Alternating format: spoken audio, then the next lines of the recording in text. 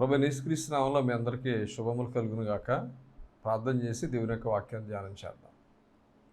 ప్రేమ కలిగిన దేవా, ఈ సమయాన్ని బట్టి నీకు స్తుతులు చెల్లిస్తున్నాం.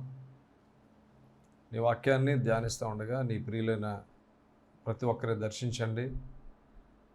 నీ వాక్యం ద్వారా నీ బిడ్డలను బలపరచండి. ప్రతి కుటుంబంలో సమాధానాన్ని, సంతోషాన్ని కలగజేయండి.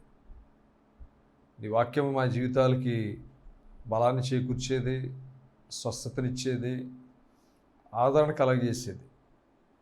అంత అద్భుతమైన వాక్యం ద్వారా నీ బిడ్డలతో మాట్లాడమని యేసు నామంలో ప్రార్థిస్తున్నాం తండ్రి. Amen, amen. లాస్ట్ టైం దేవుని యొక్క వాక్యంలో మనం మనుషుల మీద కాదు, రాజుల మీద కాదు, మనం ఉంచాల్సినటువంటిది విశ్వాసం దేవునిపై ఉంచాలని, దేవుని యందే నమ్మకాన్ని ఉంచాలనే సంగతులు మనం గమనించాం. వాక్యాన్ని ధ్యానం చేస్తూ ఉన్నప్పుడు ప్రతిరోజు ధ్యానించే వాళ్ళకి అందులో అనుదిన పరిష్కారాలు ఖచ్చితంగా దేవుడు ఇస్తాడు. ప్రార్థన అనేది మనం ఆయనతో మాట్లాడడం అయితే, వాక్య ధ్యానం అనేటటువంటి దేవుడు మనతో మాట్లాడేది. కొంతమందికి ఉన్నటువంటి వీక్నెస్లు ఏంటంటే, ప్రాక్టికల్గా ఆలోచిస్తే కొన్ని మానవ మనస్తత్వాలు ఎలా ఉంటాయి, పక్కన మాట్లాడినారు వీళ్ళే మాట్లాడుతూ ఉంటారు. సో మనం చేయవలసింది ఏంటంటే బ్యాలెన్స్డ్గా ఉండాలి. ముఖ్యంగా వినటానికి వేగిరపడేటటువంటి వాళ్ళగా మనం ఉన్నప్పుడు దేవుడు మన హృదయాల్లో చొచ్చుకుని పోయినటువంటి అద్భుతమైనటువంటి విషయాలు మనతో మాట్లాడి మన జీవితాల్ని ఖచ్చితంగా సెట్ చేస్తాడు. ఆయనకి అసాధ్యమైంది ఏది లేదు. ఆయన ఏది లేనటువంటి సందర్భంలో శూన్యములో నుంచి మనం చూసే ప్రతిదాన్ని చేసినటువంటి శక్తివంతుడైనటువంటి దేవుని మన జీవితాల్లో కలుగున్నాం. కాబట్టి కుటుంబాలుగా ప్రభు మీద ఆధారపడినప్పుడు, వ్యక్తులుగా మన విశ్వాసాన్ని దేవునిపై ఉంచినప్పుడు, అది ఏ వయసు అయినప్పటికీ, ఏ పరిస్థితి అయినప్పటికీ,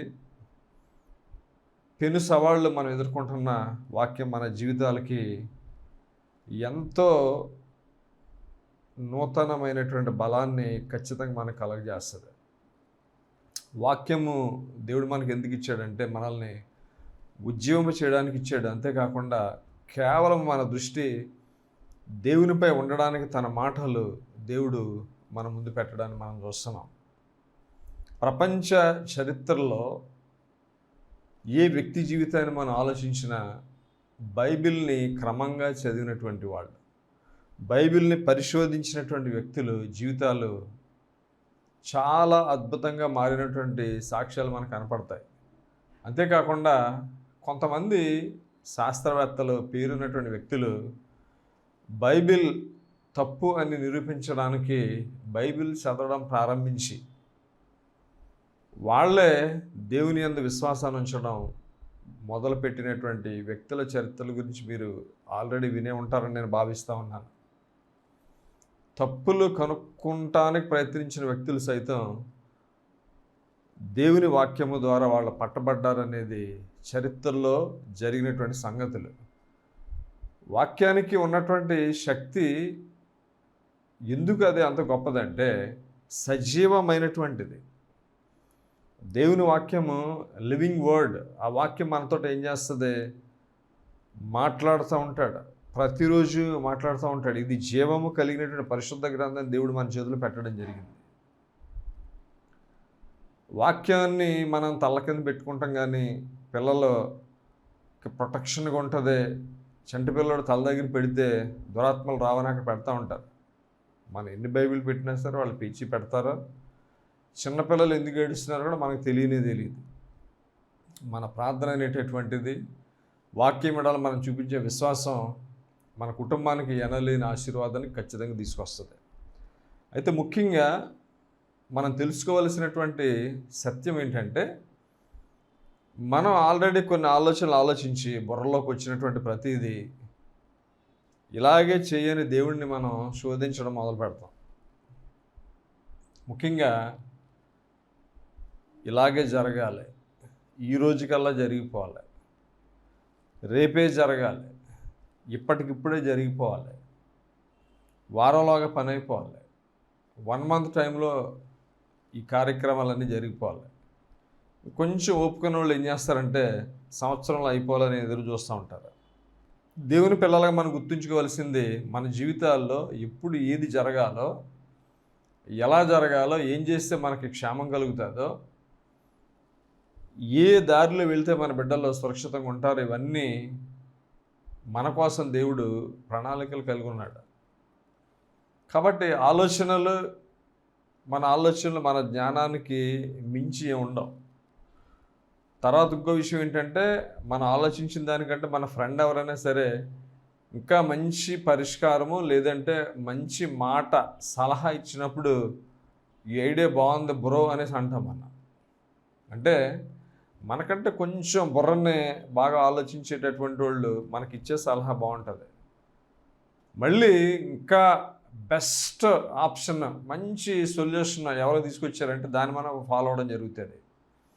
అంటే మనుషుల యొక్క ఆలోచనలు ఏదైతే ఉన్నావో అవి రకరకాల భిన్నాభిప్రాయాలతోటి ఒకళ్ళు ఒకలాగంటే ఒకళ్ళు వేరే సలహాలు ఇచ్చేటప్పటికి మన మీద బాగా ప్రభావితం చేస్తూ ఉంటాయి.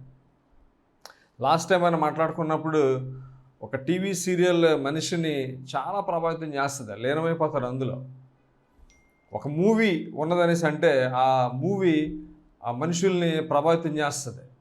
వాళ్ళు మూవీ చూస్తూ ఉన్నటువంటి టైంలో అందులో లీనమైపోతారు, సీరియల్ చూసే టైంలో సీరియస్లో లీనమైపోతారు. అంతేకాకుండా ఆ పాత్రలు మన కళ్ళ ముందే కనపడుతూ ఉంటాయి. ఒకవేళ అత్తగారు రోలు కనుక మనకు ఇష్టం లేదనేసి మా అత్త ఎలాగే మా కోడలు ఎలాగైనా డిస్కషన్లు కూడా పెట్టుకుంటూ ఉంటారు ఇంట్లో. నేను మీకు ఇవ్వగలిగే సలహా ఏంటంటే, వాక్యాన్ని చదువుతూ ఉన్న టైంలో ఖచ్చితంగా దానిలో మనం లీనమైనప్పుడు, ఇన్వాల్వ్ అయినప్పుడు దేవుడు ఖచ్చితంగా మనతో మాట్లాడడం స్టార్ట్ చేస్తాడు. ఆయన మనతో మాట్లాడడం ప్రారంభించినప్పుడు మన ఆలోచన విధానం మారిపోతుంది. లోకంతో మనం సహవాసం చేస్తున్నంతసేపు కూడా లోకపు సలహాలతోటే మన జీవితాన్ని ముందుకు తీసుకెళ్తాం. కానీ ఎప్పుడైతే వాక్యం ధ్యానించడం మనం మొదలు పెడతామో ఆటోమేటిక్గానే వాక్యానికి కనెక్ట్ అయిపోతాం, దేవునికి కనెక్ట్ అవుతాం. మనం దేవునికి కనెక్ట్ అయినటువంటి తర్వాత ప్రతి విషయాన్ని మనం ఎవరితో చెప్పుకుంటాం, దేవుని దగ్గరికి వచ్చి చెప్పుకోవడం జరుగుతుంది. బైబిల్లో అబ్రహాముని గురించి ప్రభు పలికినటువంటి మాట, ఈజ్ మై ఫ్రెండ్, ఆయన నా స్నేహితుడని తెలియజేశాడు. శిష్యులకు ఆయన తెలియజేసింది ఏంటంటే, మీరు నా స్నేహితులు అని అన్నాడు ఆయన. కాబట్టి స్నేహితుల మధ్యన, బెస్ట్ ఫ్రెండ్స్ మధ్యన సీక్రెట్స్ ఉండే ప్రసక్తే లేదు. దేవుడు నిజంగా ఆయన మనతో మాట్లాడాలంటే, ఆయన స్వరాన్ని మనం వినాలంటే, ఆయన వాక్యంలో ఉన్నటువంటి సత్యాన్ని మనం గ్రహించాలంటే, హృదయపూర్వకంగా గుండెల నిండా దేవుని ఎడల ప్రేమతో ఆయన ముందుకు వచ్చినప్పుడు ఆయన స్పష్టముగా ఖచ్చితంగా తన వాక్యంతో దేవుడు మనతో మాట్లాడతాడు. సో నేను మిమ్మల్ని ఎంకరేజ్ చేస్తున్నాను, వాక్యాన్ని ధ్యానించండి. వాక్యం ఖచ్చితంగా మన హృదయాలని తాకుతుంది అనే విషయాన్ని మీకు గుర్తు చేస్తున్నాను. సో మన ఆలోచనలకి దేవుని ఆలోచనలకి ఒకవేళ ఏమైనా పొంతన ఉంటుందా, కనెక్ట్ అవుతుంది అంటే, బైబిల్ ఎట్టి పరిస్థితుల్లో దేవుడు చాలా స్పష్టంగా తెలియజేసింది. మన ఆలోచనలు కానీ మన తలంపులు కానీ దేవుని ఆలోచనలకు మ్యాచ్ అయ్యే ప్రసక్తి లేదనేది బైబిల్లో యెషయా 55వ అధ్యాయంలో పరిశుద్ధాత్మ ప్రేరణతో యెషయా ద్వారా దేవుడు రాయించాడు. 55వ అధ్యాయం యెషయాలో కానీ మనం చూస్తూ ఉన్నట్లయితే 8వ వచనంలో, నా తలంపులు మీ తలంపుల వంటివి కాదు, మీ త్రోవలు నా త్రోవల వంటివి కావు, ఇదే యెహోవా వాక్కు. ఆకాశములు భూమిపైన ఎంత ఎత్తుగా ఉన్నావో మీ మార్గముల కంటే నా మార్గములు, మీ తలంపుల కంటే నా తలంపులు అంత ఎత్తుగా ఉన్నవి. తెలుగులో ఆకాశములు అని రాయబడితే ఇంగ్లీష్లో ఏముంటుంది అనేసి అంటే హెవెన్స్ అని ఉంటుంది. యాక్చువల్గా భూమి నుంచి ఆకాశం ఎంత డిస్టెన్స్ అంటే ఖచ్చితంగా కొలిచి ఇన్ని మైళ్ళు దూరం ఉందనేసి ఒక లెక్క చెప్తారు. కానీ భూమి నుంచి పరలోకానికి ఎంత దూరం ఉందని ఈ ప్రపంచంలో ఏ మనిషి కూడా చెప్పలేడు. శాస్త్రవేత్తలు కూడా వేర్ ఈజ్ హెవెన్ అనేసి అంటే డిస్టెన్స్ ఎంత ఉంటుందంటే ఎవడో చెప్పలేడు. ఎన్ని గెలాక్సీలు ఉన్నాయో చెప్పగలిగారు, ఎన్ని నక్షత్రాలు ఉన్నాయో ఇన్ని ఉండొచ్చు అప్రాక్సిమేట్గా అనేసి చెప్పగలిగారు వాళ్ళు. సూర్యునికి భూమికి ఎంత దూరమో చెప్తున్నారు వాళ్ళు. అయితే దేవుడు ఇక్కడ పేర్కొన్నట్టుగా ఇందులో పరలోకానికి భూమికి మధ్యన ఉన్నటువంటి డిస్టెన్స్ ఎంత ఉందనేది ఈ మనిషి ఎవరు చెప్పలేడు. దీనికి ఆన్సర్ ఖచ్చితంగా ఎవరు ఇవ్వగలరంటే దేవుడు మాత్రమే ఇవ్వగలిగినటువంటి సమాధానం ఇది. అంటే నీ తలంపులు, నీ ఆలోచనలు ఎట్టి పరిస్థితుల్లో నా ఆలోచనలకి మ్యాచ్ అవ్వడం లేదు, కనెక్ట్ అవ్వట్లేదు. ఎందుకంటే నీ ఆలోచన అనేటటువంటిది నీకున్నటువంటి నేనిచ్చినటువంటి జ్ఞానంలో కొంచెం ఆలోచిస్తున్నావు. ఒక విధంగా ఒక ప్రాక్టికల్గా ఊహించుకోండి ఒకసారి. ఈ ప్రపంచంలో ఎన్ని కోట్ల రకాల జీవరాశులు జీవిస్తున్నాయి, సముద్రంలో ఎన్ని రకాల జీవులు మనం చూస్తాం, భూమి మీద ఎన్ని పాకుతున్నాయి, భూమి కింద ఎన్ని ఉన్నాయి, ఆకాశంలో ఎన్ని ఎగురుతున్నాయి, ఇవన్నీ లెక్క కడతా ఉంటే వీటి కౌంట్ ఎంత, ఎన్ని ఉంటాయి అని అంటే ఈ ప్రపంచంలో ఎవడు చెప్పలేడు. కానీ ఏ జీవి ఎక్కడ జీవిస్తుంది, భూమి కింద ఉన్నాయి, భూమి పైన ఉన్నవి, ఆకాశంలో ఏ రకాలైనటువంటి పక్షులు ఎగురుతూ ఉన్నాయి, సముద్రములో ఎన్ని రకాల జలచరాలు సంచారం చేస్తున్నాయి, ఎన్ని రకాలు ఉన్నాయి, ఎన్ని ఉన్నాయి.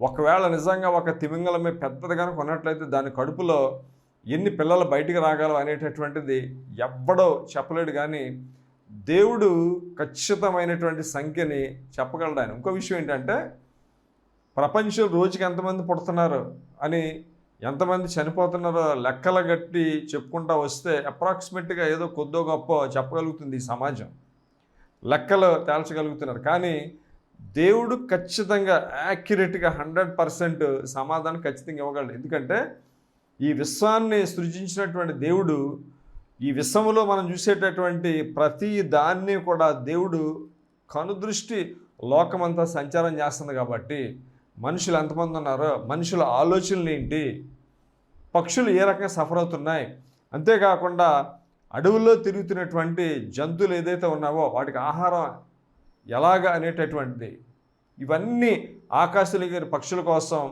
ఎవరు చూస్తున్నారో, ఎవరు వాటికి అనుగ్రహిస్తున్నాడంటే దేవుడే వాటి సంగతినంతా, వాటి యోగక్షేమాలు చూస్తున్నాడు ఆయన.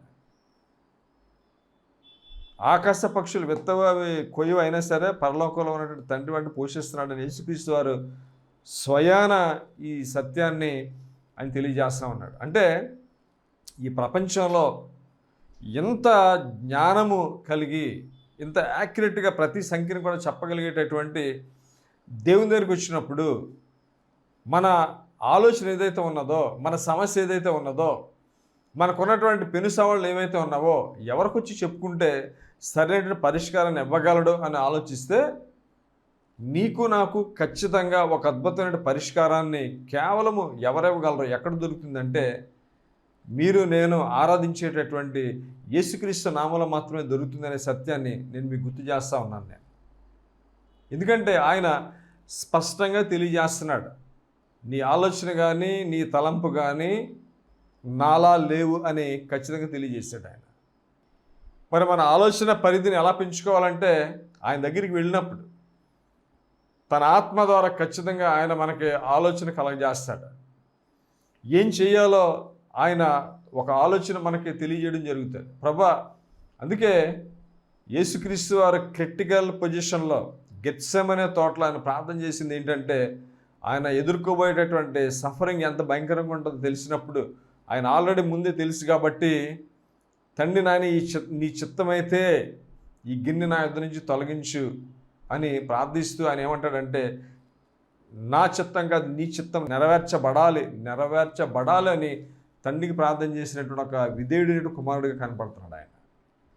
సో కాబట్టి ఆయన అంత విధేయత చూపించాడు కాబట్టి, తండ్రి చిత్తానికి లోబడ్డాడు కాబట్టి, ఆయన నామాన్ని ఈ భూలోకంలో ఉన్నటువంటి అన్ని నామముల కంటే, ఈ సృష్టిలో ఉన్న అన్ని నామముల కంటే పరలోకంలో ఆయన నామమును దేవుడు ఘనపరిచాడు అనేటటువంటిది బైబిల్లో మనం చూడగలుగుతున్నాం.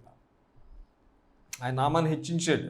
ప్రతి మోకాలు కూడా ఆయన నామాలు వంగాలి, ప్రతి నోరు కూడా యేసుక్రీస్తు దేవుడని ఒప్పుకోవడానికి ప్రధానమైన రీజన్ ఏంటంటే, కుమారుడైనటువంటి యేసుక్రీస్తు తండ్రికి విధేయత చూపించాడు కాబట్టి ఈరోజు మీరు నేను చేయవలసింది ఏంటంటే నీ చిత్తం నా జీవితంలో నెరవేర్చబడాలనేటటువంటిది మన ప్రధానమైన ప్రార్థన అవ్వాలనే విషయాన్ని గుర్తు చేస్తూ ఉన్నాను నేను. ఎందుకంటే మనం ఒక ప్రణాళిక ప్రకారంగా, ఒక ఆలోచన ప్రకారంగా మన మైండ్లో ఏదైతే ఉన్నదో, మన బుర్రకి ఏది తోస్తే దాన్ని తీసుకొచ్చి సేవకుని ముందు పెట్టడం కానీ, లేదంటే సీక్రెట్గా మనమే రహస్యంగా ప్రార్థన చేసేయడం జరుగుతూ ఉంటుంది. మనకున్న వీక్నెస్ ఏంటంటే ఏదైనా ఒక అంశాన్ని అనుకున్న తర్వాత ఎవరికైనా చెప్పేస్తే, ప్రార్థనా సహకారాన్ని కోరితే అందరికీ తెలిసిపోతే పనులు ఆగిపోతాయి అనేటువంటి టెన్షన్ పడేవాళ్ళు ఉన్నారు మనలో చాలామంది.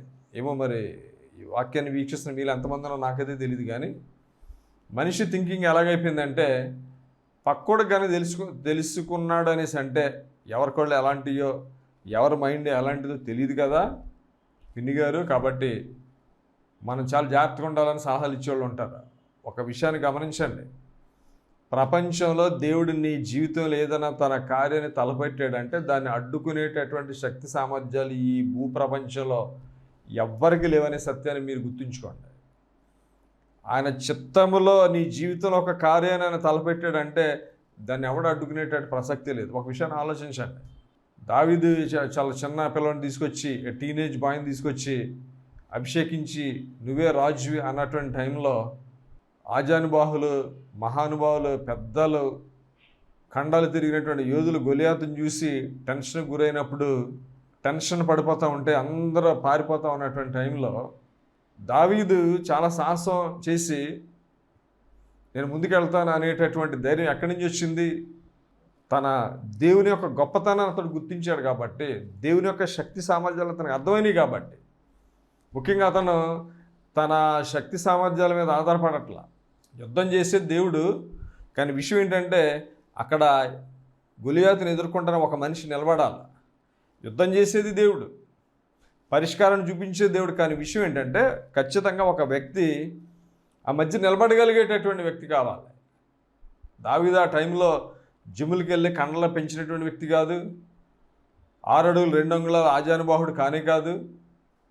ఆయన రోడ్డు అంట నడుచుకుంటూ వెళ్తూ ఉంటే ప్రజలేమి చాలా గంభీరంగా ఉన్నాడు, మంచి ఎత్తుగా ఉన్నాడు, జిమ్ బాడీ చాలా ఫిట్గా ఉన్నాడు, స్ట్రాంగ్గా ఉన్నాడు అని ఎవరు అనుకోవాలా.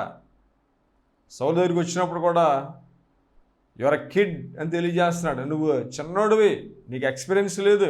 వాడు చిన్నప్పటి నుంచి అదే పని మీద ఉన్నాడు, చాలా అనుభవాన్ని కలిగి ఉన్నాడు.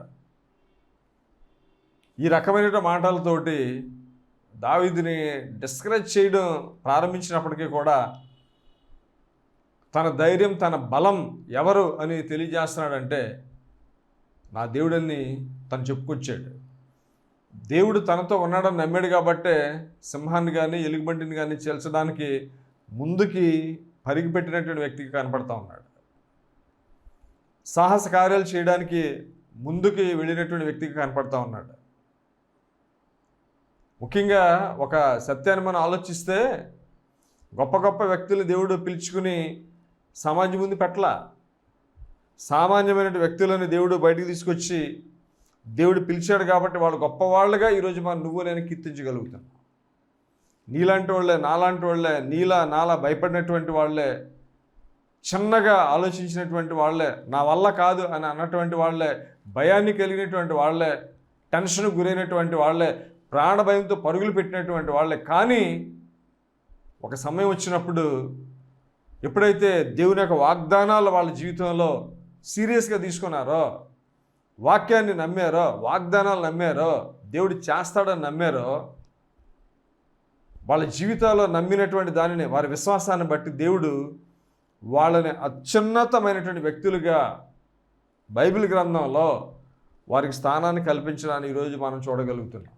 వీళ్ళు చాలా బాగున్నారు, వీళ్ళు చాలా జ్ఞానవంతులు, ఇంతకు మించిన నాలెడ్జ్ ఉన్నటువంటి వాళ్ళు ఎవ్వరు లేరని ఆయన పిలవడం కాదు, కానీ ఆయన పిలిచినటువంటి ఏ వ్యక్తి జీవితాన్ని మనం చూసినా వాళ్ళ బిగినింగ్స్, వాళ్ళ ప్రారంభాలు అనేవి చాలా చిన్నగా ప్రారంభించారు వాళ్ళు. కానీ వాళ్ళ ముగింపు ఎలా ఉందంటే అత్యున్నతమైనటువంటి ఒక అపారమైనటువంటి ముగింపు అనేటటువంటి వాళ్ళ జీవితాల్లో చూడగలగడానికి ప్రధానమైనటువంటి కారణం ఏంటంటే దేవుడు వాళ్ళ జీవితాల్లో దేవుణ్ణి వాళ్ళ జీవితాల్లో మొట్టమొదటి స్థానాన్ని ఇచ్చారు కాబట్టి, అంతేకాకుండా ప్రతి సమయం అసమనక అనునిత్యము కూడా వాళ్ళ దేవుని వైపే చూశారు కాబట్టి దేవుడు వాళ్ళని గణపరిచినట్టుగా మనం చూడగలుగుతూ ఉన్నాం.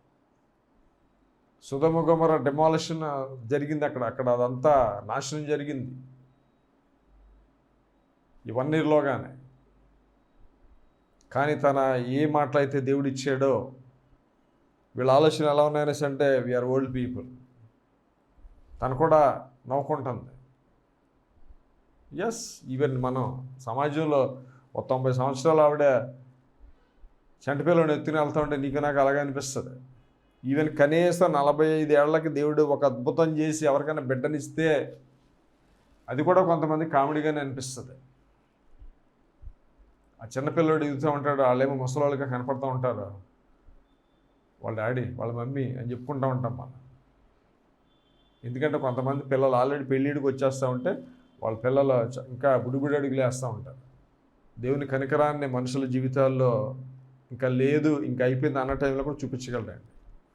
కాబట్టి వాళ్ళ వాక్యాన్ని వీక్షిస్తున్నటువంటి మీరు ఎవరైనా సరే ఇంకా నా వల్ల కాదు, అవ్వదు అని చేతులు ఎత్తేసినటువంటి వాళ్ళు ఎవరైనా ఉన్నారేమో, మిమ్మల్ని ఎంకరేజ్ చేస్తున్నాను నేను. కొంతమంది ప్రార్థన చేసి చేసి చేసి చిరాకు వచ్చి ఇంకా అవ్వదని మానేసిన వాళ్ళు కూడా ఉండుంటారు. మిమ్మల్ని ఎంకరేజ్ చేసేది ఏంటంటే, దేని నిమిత్తమైతే ప్రభు సన్నిధిలో కనిపెట్టి మీరు వెనుదిరిగిపోయారో తిరిగి ప్రభు చిత్తం కోసం దాన్ని ప్రార్థన చేయాలని మీకు సూచన చేస్తూ ఉన్నాను నేను. క్రైస్తవుడు అనేటటువంటి వాడు వెన్ను తిప్పి పారిపోయాడు కాదండి. ఆయన యుద్ధాన్ని జరిగించేది ఆయనేనండి. దావీదు గొలియాతు మీదకి యుద్ధానికి వచ్చినటువంటి సందర్భంలో తన శరీర సౌష్ఠవం బాగుంది, ఐఎమ్ స్ట్రాంగ్ మ్యాన్ అని అనుకుంటా రాలా, యుద్ధము యెహోవాది అనుకుంటూ వచ్చాడు. కాబట్టి మీ జీవితంలో మీ పోరాటాలు చేసేది ఆయనే, మీ సమస్యల పరిష్కారాన్ని చూపించేది ఆయనే. ఎట్టి పరిస్థితుల్లో క్రైస్తవుడు కన్నీళ్ళు పెట్టుకోవడానికి వీల్లేదండి. కృతజ్ఞత గీతములతో ప్రభు సన్నిధిలోనికి మనం ఎంటర్ అవ్వాలి. చర్చిలోకి మనం ఎంటర్ అవుతున్నాం అనేసి అంటే ఏడుపు కొట్టు మొహంతో రాకూడదండి, సంతోషంతో. ఎందుకంటే నీ మందిరంలోని మేలు చేత మేము తృప్తి పొందేదమని రాయించాడు దేవుడు. దేవుని పిల్లలు అనగానే ఆయన మందిరంలో మేలు చేత తృప్తి పొందవలసినటువంటి వాళ్ళమ్మ. మన గృహమునకు అధిపతి ఆయన మన జీవితాలను ముందుకు తీసుకెళ్ళేటటువంటి వ్యక్తి. మీరందరూ సంతోషంగా ఉండాలని నేను మనసారా కోరుకుంటా ఉన్నాను. నాకంటే ఎక్కువ దేవుడు మీ కన్నీరు తొడవాలని కోరుకుంటున్నాడు. ఆయన ఆలోచనలు మన కోసం చాలా ఉన్నతంగా ఉన్నాయండి. పరలోకానికి గుర్తుపెట్టుకోండి, ఆకాశం భూమి కాదు ఇక్కడ. పరలోకానికి భూమికి ఎంత డిస్టెన్స్ ఉందో మన ఆలోచనలకి ఆయన ఆలోచనలకి అంత వ్యత్యాసం ఉందన్నటువంటి విషయాన్ని ప్రభు మన కోసం రాయించాడు. మన కోసం ఆలోచించే దేవుడు ఉన్నాడు, పరిష్కారాన్ని ఇచ్చేటటువంటి దేవుడు ఉన్నాడు. కేవలం ఆలోచనలతో సరిపెట్టాడు ఆయన. తగిన సమయంలో తన కార్యాన్ని తప్పక మీ జీవితంలో నెరవేరుస్తాడు. Don't give up. ఎట్టి పరిస్థితుల్లో ఇక అవ్వదు అనేటటువంటి ఆలోచనలతో ఎవరు ఉండకూడదని నేను మీకు మనవి చేస్తూ ఉన్నాను. నేను దాంతోపాటుగా సహనము కలిగి ప్రభు కృప కోసం కనిపెడదాం, ఎదురు చూద్దాం, వెయిట్ చేద్దాం. అంతేగాని ప్రభు మీద కోపగించి ప్రభుని తిట్టుకుంటూ పక్కోడు బాగానే ఉన్నాడు, నా జీవితం ఏంటి ఎలాగైపోయింది అనేటటువంటి నిరాశ నిస్పృహలకు వెళ్లకుండా, వాడు మన మీద ప్రయోగించేటటువంటి నెగిటివ్ థాట్స్ తోటి మనం జీవించకుండా ఉండాలని మీకు గుర్తు చేస్తున్నాను. నేను అనేకసార్లు చెప్పాను, గతంలో మీకు అనేకసార్లు నేను గుర్తు చేశాను. మార్కెట్లో రకరకాల ట్యాగ్స్ పెట్టి పేర్లు పెట్టి నిరాశ, నిస్పృహ, దుఃఖం ఏవేవో రకరకాల మనుషులు చూపే కారణాలన్నిటికీ ఒక్కొక్క ప్రైస్ ట్యాగ్ తగిలిచ్చాడు సాతాను. మార్కెట్లో పెట్టి అమ్ముతున్నాడు. అందులో ఎక్కువ ఖరీదు దేనికి ఉందంటే నిరుత్సాహానికి ఉందంట. ఎలా సాతానా దీనికి ఏంటి ఎంత ఎక్కువ వెల ట్యాగ్ మీద వేసి ఉందంటే వాడు తెలియజేసింది, నేను క్రైస్తవుని కనుక నిరుత్సాహపరిచానంటే వాడు చర్చికి వెళ్ళడం, వాడు బైబిల్ చదవడం మానేస్తాడు అన్నాడట. ఒక్కొక్కసారి మన ప్రాంతంలో జవాబులు రాకపోయేటడికి దేవుని మీద కోపం వస్తుంది. బీపీ రేజ్ అయిపోద్ది, పళ్ళు కొరుకుతాం, ఫీల్ అయిపోతూ ఉంటాం. అవి మానేద్దామండి. తండ్రి అందరినీ ప్రేమిస్తున్నాడు. ఈ వాక్యాన్ని వీక్షిస్తున్న మీ కుటుంబాల్లో ఉన్న అందరినీ ప్రేమిస్తున్నాడు ఆయన. ప్రార్థన అస్సలు మానకండి. మందిరానికి మానొద్దు. దేవుని వైపు చూద్దాం. మన ఆలోచనలన్నీ దేవుని ముందు పెడదాం. ప్రభువా, ఈ పరిస్థితిలో నాయన నీ ప్రణాళిక ఏంటని అడుగుదామండి ఆయన. ఆయన జ్ఞానానికి వదిలేద్దాం. మన పరిష్కారం ఆయన ఎలాగిస్తాడో చూద్దాం. ఆయన ఇచ్చే పరిష్కారం చాలా అద్భుతంగా ఉంటుంది. కాబట్టి మీ కుటుంబాలలో ఎన్నాళ్ళుగా పరిష్కారం కానటువంటి సమస్యలు రాబో రోజుల్లో తగిన సమయంలో దేవుడు సంపూర్ణమైన విడుదలిచ్చి తన ఆలోచనలు, ఉన్నతమైన తన ఆలోచనలు, మన ఆలోచనలు కాదు. ఎందుకంటే మన ఆలోచన, మన త్రోవ, ఆయన త్రోవ, ఆయన ఆలోచన ఎలా ఉంటుందంటే, తలంపు ఎలా ఉంటుందంటే భూమికి పరలోకానికి ఎంత దూరం ఉందని చెప్పుకొచ్చాడు ఆయన. ఆయన నిర్ణయానికి, ఆయన సార్వభౌమాధికారానికి మనం తలొగ్గుదాం. గొప్ప గొప్ప కార్యములు, గొప్ప కార్యాలు. పిల్లలు చూడండి, పెద్ద అంటారు. తెలుసా మీకు? ఎప్పుడైనా గమనించారా? పెద్దది అని అంటానికి.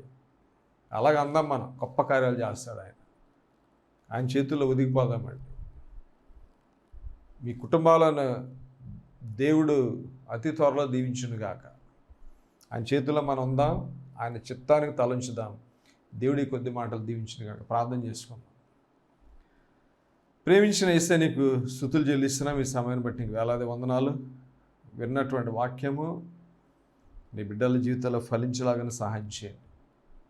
నీ బిడ్డలను బలపరచండి. ప్రతి వేదన, శోధన తొలగించండి. నీ వాక్యం ద్వారా బలపరచండి. నీ ప్రణాళికలు వారి జీవితంలో బయలుపరచండి. వారిని వెన్నంటి ఉండి ముందుకు నడిపించండి. క్రమక్రమముగా ప్రభువా నాయన వాళ్ళని అభివృద్ధిలోకి తీసుకురామని ప్రార్థిస్తున్నాం. మీ రెక్కల చాటు నీ బిడ్డలను భద్రపరచమని యేసు నామములో ప్రార్థిస్తున్నాం తండ్రి. ఆమేన్.